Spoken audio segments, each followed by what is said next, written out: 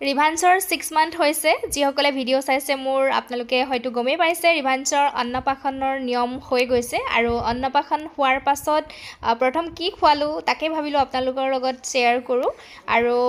মা হিচাপে 6 মান্থ হৈছে কিন্তু দিন হিচাপে 6 মান্থ কমপ্লিট হোৱা নাই তথাপিও খোৱাবলৈ আৰম্ভ কৰিছোঁ আৰু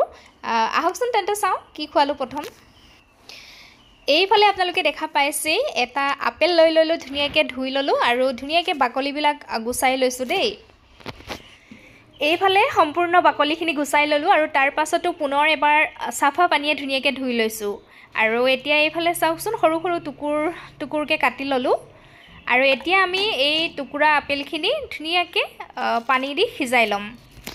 আৰু এয়া চাওকচোন সিজাই লোৱাৰ পাছত আপেলখিনি ধুনিয়াকে কোমল হৈ গল মই গুটেইখিনি লোৱা নাই যেহেতু গুটেইখিনি ৰিভাঞ্চে খাব নোৱাৰিব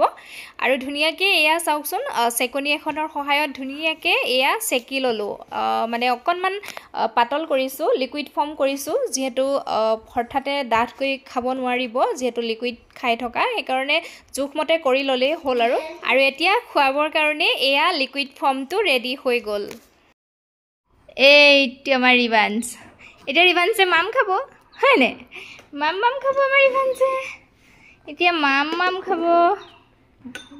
মাম খাব এতিয়া আমাৰ ৰিভাঞ্চে মাম কোনে খাব মাম ৰিভাঞ্চে খাব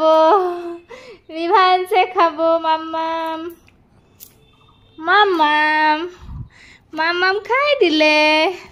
আমাৰ ৰিভাঞ্চে মাম খাই দিলে আকৌ খাব এতিয়া খোৱা গুড বয় মাম খাই এতিয়া ডাঙৰ হৈ যাব হয়নে ৰিভাঞ্চ ডাঙৰ হৈ যাব মাম খাই দিলে মাম খাই দিলে হাই দিয়া গুড বয় আমাৰ ৰিভাঞ্চ মাম খাই ডাঙৰ হৈ যাব ন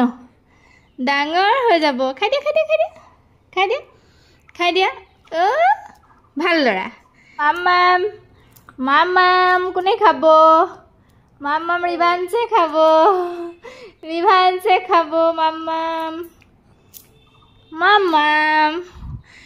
মাম খাই দিলে হাই দিয়া খাই ভাল লাগিছে নে মাম খাই ভাল লাগিছে নে খাই দিয়া তেতিয়াহে ডাঙৰ হ'বা খাই দিয়া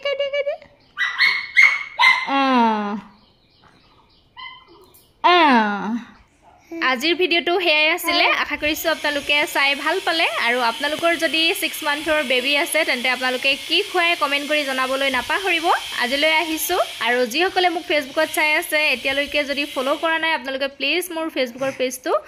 ফলো কৰি দিব আৰু যিসকলে ইউটিউবত চাই আছে প্লিজ মোৰ ইউটিউব চেনেলটো